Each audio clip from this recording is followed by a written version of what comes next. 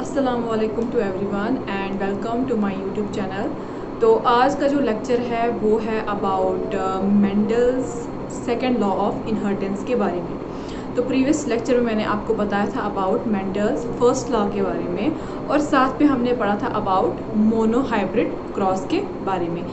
तो थोड़ा सा मैं आपको रिवाइंड करवाती हूँ कि हमने क्या पढ़ा था। हमने क्या कहा था, मैंने आपको कहा था कि मेंडल ने जो है एक ही कैरेक्टर जो है एट अ टाइम स्टडी किया था। मोनोहाइब्रिड का मतलब भी यही होता है कि जब आप एक ही कैरेक्टर को दिमाग में रखते हो कि एक ही कैरेक्टर को आपको स्टडी करना है, वो जो कैरेक्टर जो पेरेंट्स से ऑफस्प्रिंग्स तक इनहर्ट होता है। ऐसा नहीं है कि पी में जैसे उसने एक्सपेरिमेंट किए थे, उसने देखा था कि उसने टॉल प्लांट्स को शॉर्ट प्लांट्स के साथ क्रॉस किया था और इसमें एक ही कैरेक्टर देखा था, वो था हाइट का कैरेक्टर। उसने कलर ऑफ द फ्लावर नहीं देखा, शेप ऑफ द सीड्स नहीं देखा, पोजीशन ऑफ द फ्लावर नहीं देखा। और ऐसा मोनोहाइब्रिड का ये मतलब नहीं होता है कि एक ही कैरेक्टर पास ऑन हुआ। पास तो फ्लावर भी होंगे, फ्लावर का कलर भी आया होगा, बाकी सीड्स की शेप साइज सब आया होगा। लेकिन मोनोहाइब्रिड का मतलब क्या है कि मेंडल ने एट अ टाइम एक ही कैरेक्टर को स्टडी किया, वो था हाइट वाला। तो इसको कहते हैं मोनोहाइब्रिड, जो हमने प्रीवियस लेक्चर में पढ़ा था। फिर हमने देखा था किस तरह से क्रॉस करके जो है नेक्स्ट जनरेशन में आते हैं और 4 के 4 जो ऑफस्प्रिंग्स जो आए थे वो सब टॉल थे। फिर हमने देखा था कि जो कैरेक्टर जो एक्सप्रेस होता है वही डोमिनेंट होता है। जैसे इसमें टॉल वाला जो कैरेक्टर है वो डोमिनेंट था, इसीलिए जितने भी ऑफस्प्रिंग्स थे वो सबके सब टॉल थे, क्योंकि उनमें जो डोमिनेंट कैरेक्टर था वो था टॉलनेस का। तो यही कहता है लॉ ऑफ डोमिनेंस की। ये प्रीवियस लेक्चर का मैं आपको बोल रही हूँ, ठीक है। इस लेक्चर में हम पढ़ेंगे लॉ ऑफ सेग्रीगेशन, जो कि सेकंड लॉ है मेंडल का। तो वो भी बेस है मोनो। इसमें कुछ एक्सेप्शंस है, लॉ ऑफ डोमिनेंस में कुछ एक्सेप्शंस है, वो जो हम नेक्स्ट जो किसी दूसरे लेक्चर में हम इंशाल्लाह कवर करेंगे। लेकिन इस लेक्चर में जो है कंटिन्यूटी बढ़ाते हुए हम आज Mendel's second law of inheritance, जो कि बेस है मोनोहाइब्रिड क्रॉस पे ही। जो मेंडल ने मोनोहाइब्रिड क्रॉस किया उसी के बेस पे उसने एक लॉ फ्रेम किया। पहले तो लॉ ऑफ डोमिनेंस फ्रेम किया, फिर सेकंड कौन सा किया, लॉ ऑफ सेग्रीगेशन, ठीक है। और ये जो लॉ था ये काफ़ी स्ट्रॉन्ग है, क्योंकि इसमें कोई एक्सेप्शंस नहीं आपको नजर आएंगे, ठीक है। नो एक्सेप्शंस, इसलिए स्ट्रॉन्ग लॉ माना जाता है। तो आते हैं अपने सेकंड लॉ। सेकंड लॉ कौन सा है, लॉ ऑफ सेग्रीगेशन। इसका मतलब हुआ, सेग्रीगेशन का क्या मतलब हुआ, सेग्रीगेशन का मतलब हो गया सेपरेट होना। क्या होना, सेपरेट होना। सेग्रीगेशन का मतलब है सेपरेट होना। अब यहाँ पे किस चीज़ को सेपरेट होने की बात हो रही है, तो यहाँ पे सेपरेट होते हैं गैमेट्स। क्या होते हैं, गैमेट्स। तो ये देखो मेंडल ने जो ये इस तरह से जो क्रॉस किया था, मैंने कहा कि जो सेकंड लॉ है this is also based on what, monohybrid cross पे। तो इसमें जो ये देखो इस तरह से जीन्स हैं। आप देखो, आप जब मेयोसिस होता है, जब मैं आपको मेयोसिस का टॉपिक पढ़ाऊंगी, मैं आपको उस टाइम बताऊंगी कि किस तरह एक डिप्लॉइड सेल, ये जो है ये डिप्लॉइड सेल है 2n। जब मैं आपको मेयोसिस का टॉपिक इंशाल्लाह पढ़ाऊंगी उसमें आपको बताऊंगी, डिटेल में बताऊंगी किस तरह से एक डिप्लॉइड सेल जो है जब इसकी मेयोसिस हो जाती है तो इसमें गैमेट्स बनते हैं। क्या बनते हैं, गैमेट्स बनते हैं और ये अलग अलग हो जाते हैं।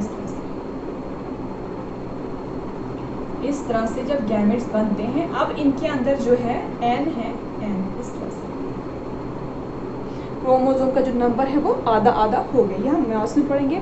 फिलहाल आप इतना याद रख दो कि यहाँ पे क्या हो रहा है, गैमेट्स अलग अलग हो रहे हैं। तो यहाँ पे सेग्रीगेशन की किसकी बात हो रही है, तो काफ़ी सिंपल लॉ है ये, आपको नाम से पता चलेगा। लॉ ऑफ सेग्रीगेशन मतलब कि यहाँ पे जो गैमेट्स हैं वो सेग्रीगेट हो रहे हैं, अलग अलग हो रहे हैं, ठीक है। यहाँ गैमेट्स बनते हैं और अब जो ये गैमेट्स बन गए ये इसके साथ क्रॉस करेगा, ठीक है। ये वाला जो गैमेट है ये इसके साथ क्रॉस करके इस तरह से बनाएगा। फिर से एक पेयर बन गया, ये बन गया पेयर। फिर से आगे इसकी जो है मेयोसिस हो जाएगी, फिर से जो है गैमेट्स बनाएगा इस तरह से गैमेट्स बनाएगा, ठीक है। तो मतलब है कि जैसे हम हैं, ह्यूमन बींग्स हैं, प्लांट्स हैं, जितने भी एनिमल्स हैं वो सब डिप्लॉयड है। मेरे अंदर जो क्रोमोसोमल नंबर है वो मेरी मम्मी के साइड का है, ठीक है, ये मेरी मम्मी हो गई, मान लो ये मेरी मम्मी हो गई, ये फादर हो गए, ठीक है।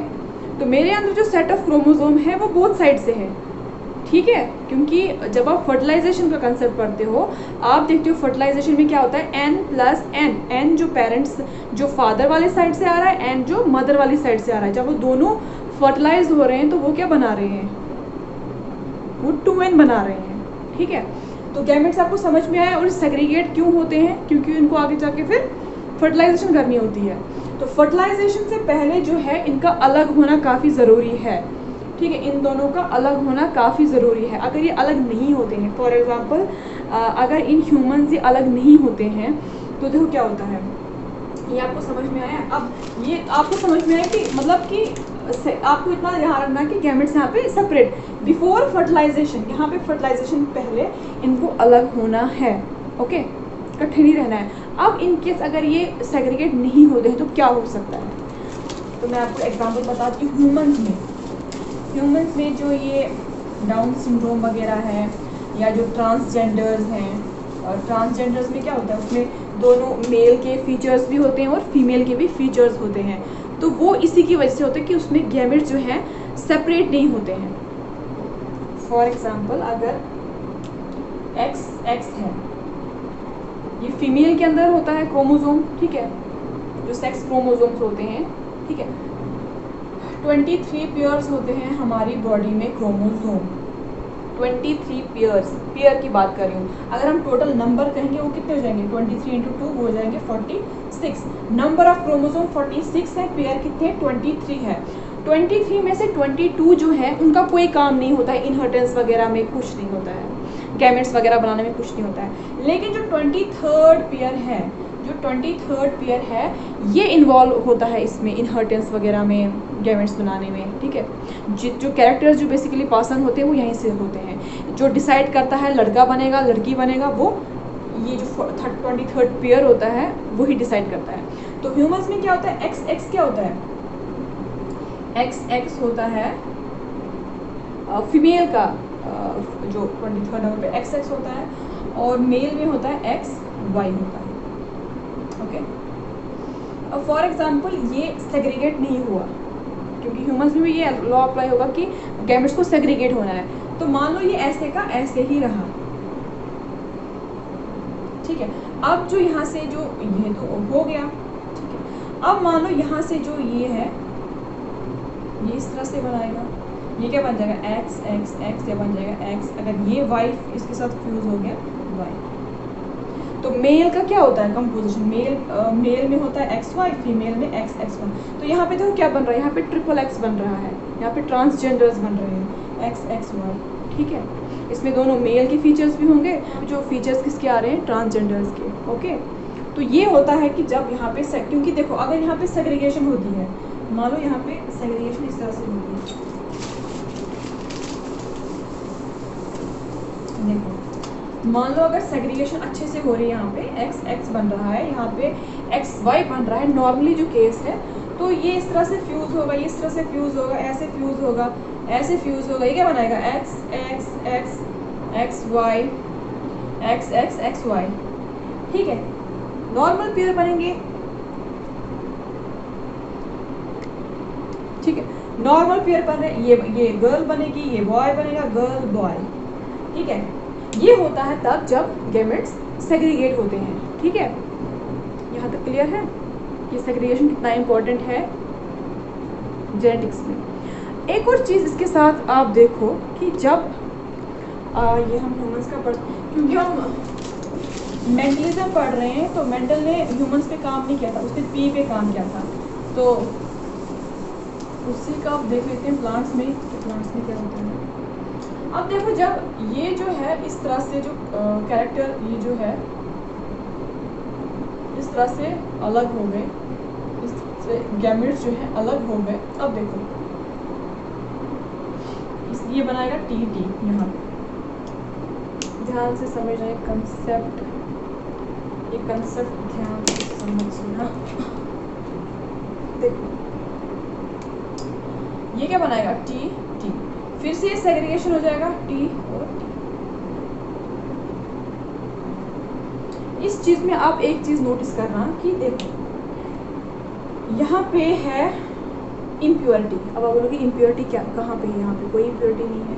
इम्प्योरिटी इन द सेंस कि यहाँ पे मिक्सिंग हो रहा है। यहाँ पे ये एक टी है, टॉल है, और इसने क्रॉस के किसके साथ, फॉर एग्जांपल ये एक गोरा लड़का है, इसने एक व्हीटिश लड़की के साथ जिसका स्किन कलर इतना फेयर नहीं है उसके साथ शादी कर ली।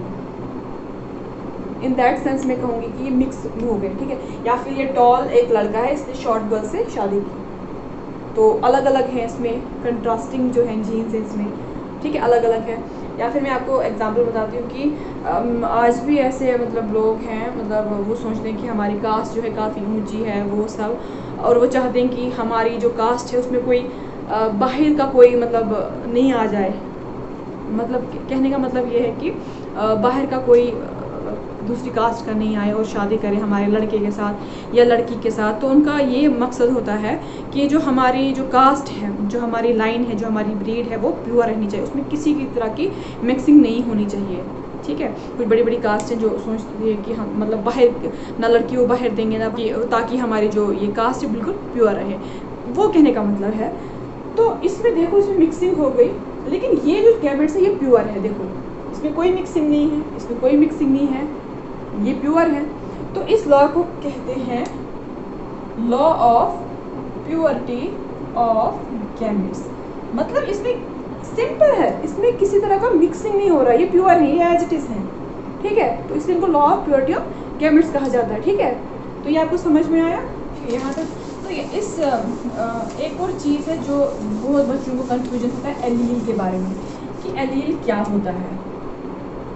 एलील का क्या मतलब, एलील का मतलब होता है अल्टरनेटिव फॉर्म ऑफ।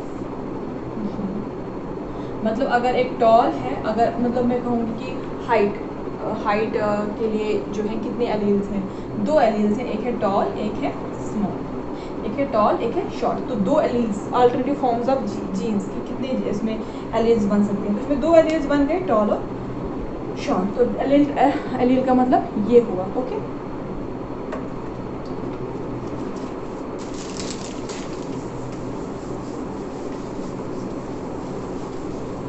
तो अब मैं आपको बोल रही हूँ कि प्लांट्स में जो है मियोसिस होता है, डिप्लॉइड से हैप्लॉइड होता है, तो उस चीज़ के बारे में हम थोड़ा सा देखते हैं क्या होता है। देखो ये अगर पोलन है, क्या है पोलन कहाँ प्रेजेंट होता है, एंथर में। एंथर क्या है, मेल पार्ट है, ओके। तो मेल पार्ट है, ये एंथर है, ठीक है, ये एंथर है फ्लावर में। इसके अंदर पोलन ग्रेन्स हैं, अब जो है इसको गैमेट्स बनाने हैं। अब जो ये सेल्स है पोलन मदर सेल्स को, देखो मदर क्यों कहा जाता है, क्योंकि it acts like a mother. ये गैमेट्स बनाएगा। अब पहले ये 2n था, अब इसमें क्या बनेंगे, इस तरह से n बनेंगे, गैमेट्स बनेंगे, मेल गैमेट्स बनेंगे, और इन्हीं को जाके जो है जो फीमेल पार्ट है, जो फ्लावर का फीमेल पार्ट है, वहाँ जाके इनको फर्टिलाइज करना है एग।